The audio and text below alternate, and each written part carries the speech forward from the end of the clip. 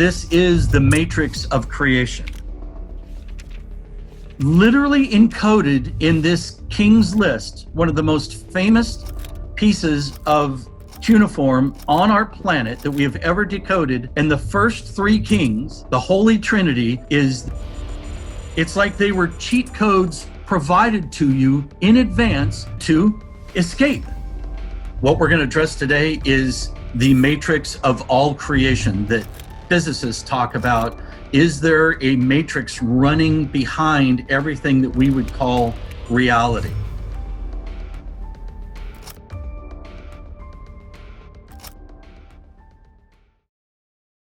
In Judaism, we see the 72 names of God. In ancient Egyptian, Osiris was dismembered into 72 pieces by God's lords of the underworld until he was reassembled. In Hinduism, there's a famous battle between 72 jinns in the Quran. There's 72 mentioned all the time. Most famously that I had ever heard was there's 72 virgins waiting for martyrs who died for the cause. In Buddhism, the largest Buddhist temple in the world has 72 of these bell-like structures outside of it called stupas. We're following a breadcrumb path of coincidence, and what could these coincidences be guiding us to? Why are there 360 degrees in a circle?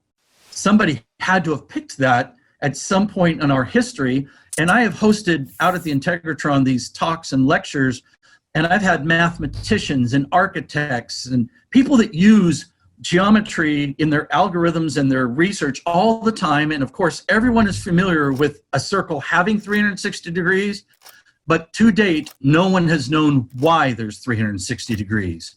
A circle is 360 degrees because of a math system called sexagesimal math. We are more comfortable with the idea of decimal math because that's base 10 math. Most of the world is now following base 10 math on the metric system. Base 10 math makes sense to us because we have 10 fingers and 10 toes, and it's very easy to do math. We're thinking in terms of sixes or 60s. It doesn't seem so organic to us, but hopefully I'm going to show you that it actually is. But that's why a circle has 360 degrees, it is a function of 6 triangles with a 360 degree laid over it, and each one of those triangles at its core touching the middle is 60 degrees. So 60 becomes, and that's what sexagesimal means, is base 60 math. Why do we measure time by 60? So even though we have to go back in time to find out where a 360 degree circle came from, we are using a lot of sexagesimal math today in our everyday lives. So we measure time by 60 seconds to a minute, 60 minutes to an hour. If you go around the world and travel, you're very likely to find different measuring systems, meters and miles and kilometers. But if you're a boat captain or a plane pilot, the world is divided into nautical miles, and 1 degree nautical mile is 1/60th. 1 degree of latitude equals 60 nautical miles, or break it down into 6 nautical mile increments. So our whole planet, we're measuring time, and we're measuring our planet officially by functions of 60. Sacred geometry is described as a function of circles, but if you really look at it in these little flower petals, just pick one of these flower petals for yourself, and you will see, well, you won't know this, but that arc that makes that flower petal is exactly 60 degrees. That's really important to sacred geometry, is that you get that arc correct of 60 degrees of arc. Buckminster Fuller is called one of the greatest researchers and minds of the 20th century, and he said 60 degree math, and he even coined his own term he called synergetics, reveals nature's behaviors both physically and metaphysically. And he went on to say, because society does not understand the significance of 60 degree geometry, we may conclude that society does not understand nature. I hope to guide you down a path where you are going to understand and recognize how significant 60 degree is, and so much of your life and your surroundings and the nature around you is based on 60 degree math. This is a form that Buckminster Fuller did not discover, but he did name the vector equilibrium. And he wrote 2 huge books about this shape alone, called Synergetics 1 and 2. And if you see that white center, it has 12 vectors radiating out of it. They're all exactly the same length, and they're all offset exactly the same from each other of 60 degrees. Buckminster Fuller came to believe that this is the matrix of creation, that this is the geometry. If physicists are right in telling us that our universe is geometric in nature somehow, Buckminster Fuller argued that this is that geometry, the vector equilibrium. So how did we get to the 60? How did humanity arrive at the 60? Well, that became a function of 12. If you take 12 and multiply it 5 times is how you get 60. And this is a counting system that's still taught in India and other parts of the world to school children. But rather counting just each individual finger, you use one hand and your thumb becomes a pointer, and you have the pads or the knuckles of your 4 long fingers. So you have on the left 1, 2, 3, 4, 5, 6, 7, 8, 9, 10, 11, 12. You have 12 space holders on your long fingers of one hand. Once you reach that 12, you use your other hand, your right hand, to hold that position 5 times.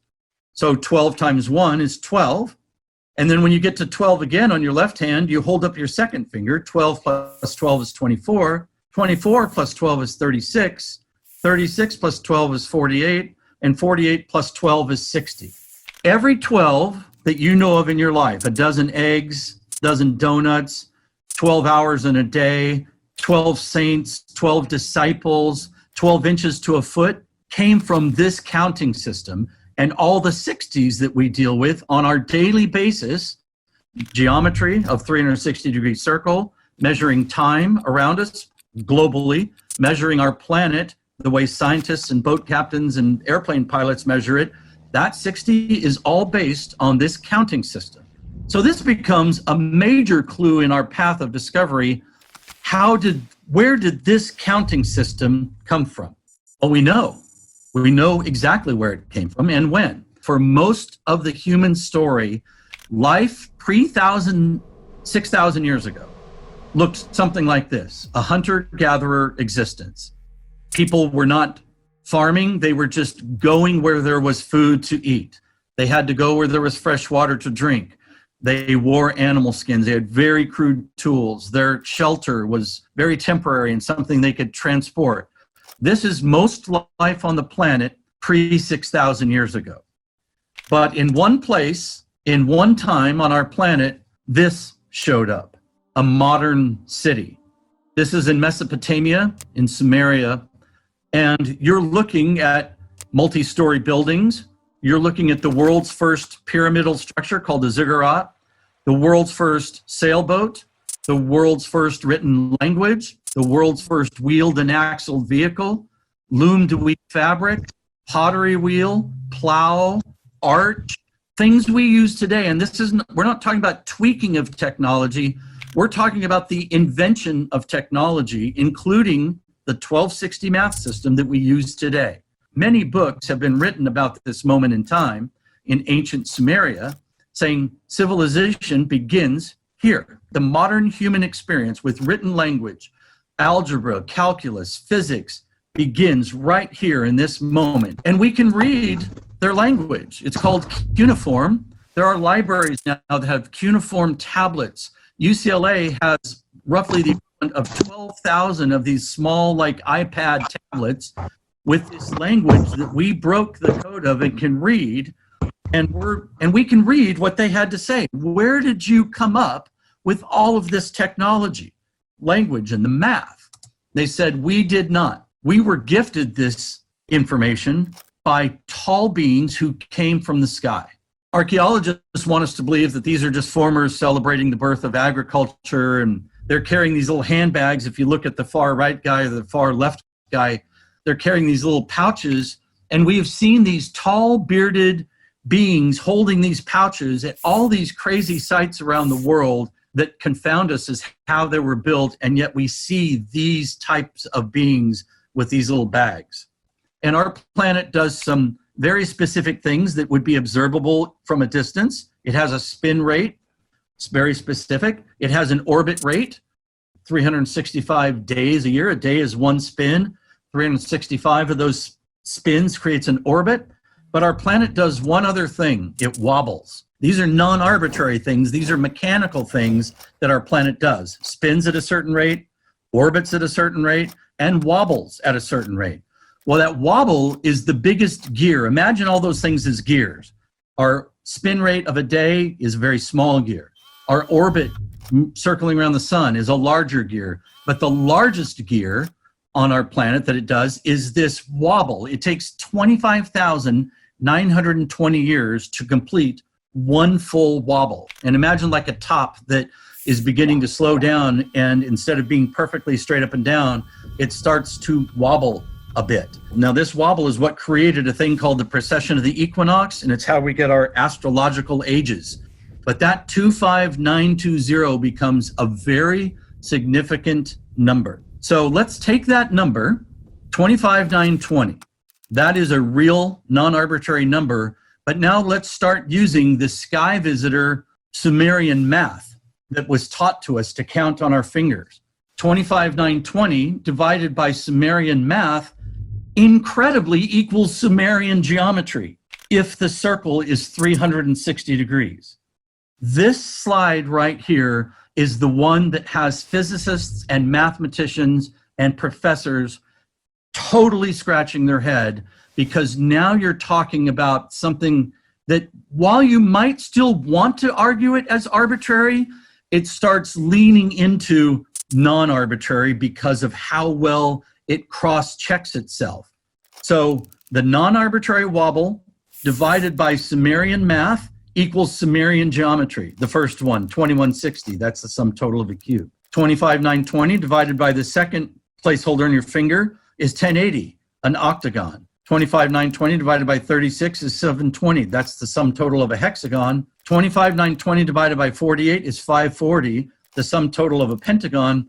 And then 25,920 divided by 60 is 432, the mysterious number that Joseph Campbell found all over the world in these mythologies and temples and religious teachings. There's other crazy things here. Where did the second come from? How did we get the formula for a second?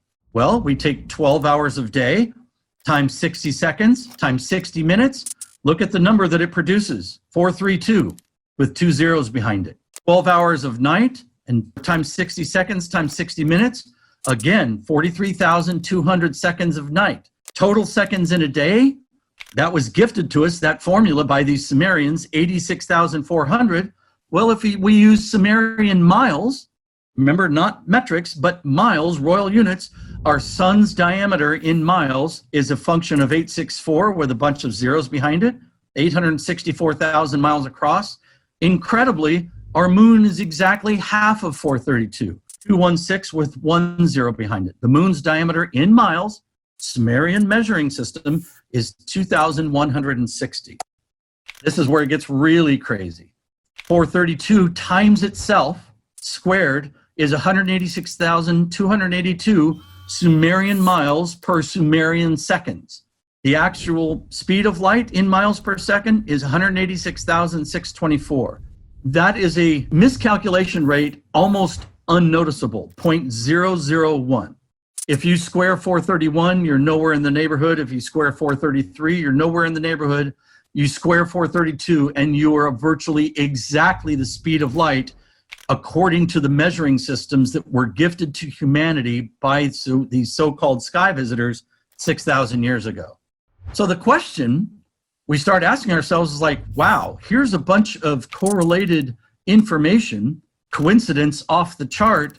Is there a message that's trying to be conveyed? There absolutely is.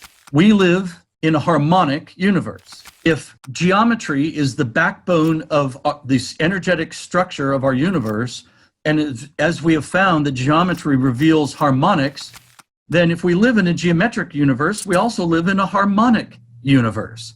And here's 3 harmonic triads that are perfect. They all go la, la, la.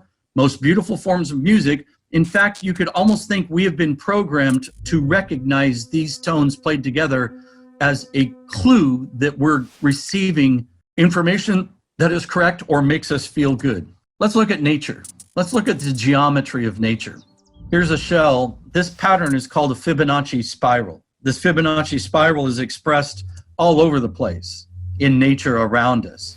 It spins forward, it spins backwards, and then if it spins against itself, both forwards and backwards, you create a pattern called the pineal pattern.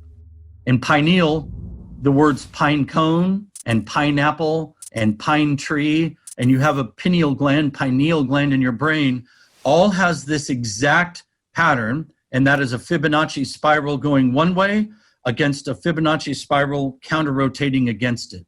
It is virtually the architecture of most of life as we know of on this planet. Here's the same thing, spiral. Our galaxy, our Milky Way galaxy is a Fibonacci spiral rather than very small, very large. So what if we took the mathematics of the Fibonacci spiral and applied frequency to those mathematic numbers? It would be very easy to do. Let's take the Fibonacci spiral that is all in nature, all the way out to galaxy size, and let's apply numbers to it. You start with a number. It doesn't matter what number you start with, but if you start here at you see the 144 down in the bottom right, that's just picking an arbitrary number. Like that's a signature frequency of a plant. And out of the moment that plant is birthed out of that right corner of that right-hand 144, 0 plus 144 is 144 again. 144 plus 144 is 288. 144 plus 288 is 432. 288 plus 432 is 720, and on into infinity. Well, if we play those tones, those mathematical placeholders as frequencies, incredibly, we're right back to numerically perfect harmonics. So now we're really on the path of some incredible discovery about the essence, and is there a reason to believe there is a harmonic essence to life on our planet? Absolutely, because we take the first steps of growth of a Fibonacci spiral that launches everything from small spirals to big. The first 6 steps will reveal that exact same harmonically perfect triad. So here's a document written 6,000 years ago. It's the Sumerian Kings List. So this is written in cuneiform 6,000 years ago. It is writing about these kings, these rulers that lived in the region for tens of thousands of years each before a great flood consumed the planet. What I found interesting is the first 3 kings lived for 288, 360, and 432 with zeros behind it. Literally encoded in this king's list, one of the most famous pieces of cuneiform on our planet that we have ever decoded, and the first 3 kings, the Holy Trinity, is the same harmonic numbers. And it's a different chord. It's 288, 360, 432. But the same mathematically perfect intervals between them. This is another incredible moment of realization that we have been actually gifted in hard copies, not just in stories, but in hard copies that lasted for 6,000 years, codes and keys that will get us back to these numerically perfect harmonics. Let's look at these sky visitors on this mural. This is a mural that has been shaved off of a wall in Sumeria. But let's look at these, what archaeologists tell us are farmers, you know, with their little seed bags and standing by a plant, and that's the sun overhead. Up in the upper left of the slide, and the upper right, look at these 2 guys holding these pine cones, as archaeologists want us to believe. Well, 6,000 years ago, Sumeria was a desert then, as it is now. There was no pine cones, but let's look really close at what he's holding. He's not holding a pine cone. He's holding the same thing that's in the Vatican, right dead center in the middle of the Vatican, looks like a pine cone. We see this pine cone atop the twin snakes, the caduceus, activating a pine cone. So what is it? That pine cone is our pineal gland. They are holding that pineal gland actually up against the head of the humanoid form in front of them, as if this machine is somehow doing something to these pine cones. Again, giving us a very visual clue of what might be happening. So the supposition is all this information, what could it be leading us to? The tone set and this awareness of geometry might be activating our pineal gland that's inside of every brain. Every mammal has a pineal gland. And it could be the basis for instinct in some mammals. It could be the basis for migration in some animals. But in humans, philosophers from René Descartes to modern artists like Alex Gray, who painted this, would say, no, the pineal gland is our antenna that is receiving information from the universe as to who and what we really are. And we've either been ignored or it has been switched off. And we are in the process, these last 6,000 years, of trying to switch it on through the codes and the keys and the geometric riddles that were gifted to us. What happens when our pineal gland is activated? We become aware, we become conscious. And a symbol of consciousness in many cultures is the lotus flower. Another code or clue, perhaps, we've seen the lotus flower as a representation of awakening and enlightenment. Well, here's cymatics. Here's a scientific study of holding in a fluid, or you can even do it with loose grains of sand or powder, apply frequency to it, and you will get standing waveforms, and then you can take a picture of it and see this incredible geometry behind it. Well, I went to a cymatics lab, and I played the 3 tones of the Sumerian King's List and the frequency tones of sacred geometry. We played both.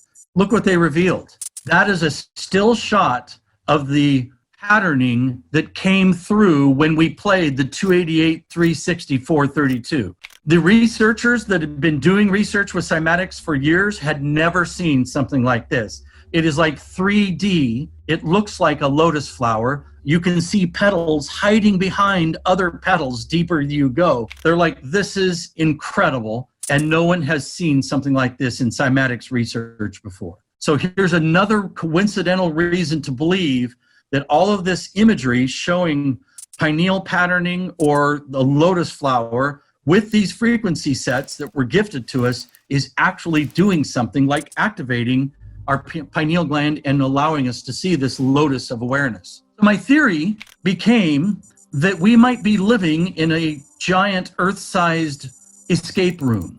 And if you're not familiar with what an escape room is, it's a form of entertainment. You go to a real location, you get locked into it with either yourself or a team, and clues are inside the escape room, but you don't even know what the clues are. You have to start researching things. So you'll see a clock, you see it says 4438. You might look for those numbers exposed somewhere else, but it's encoded with things that if you figure out all the clues and employ them correctly, solve the puzzles, you get to escape.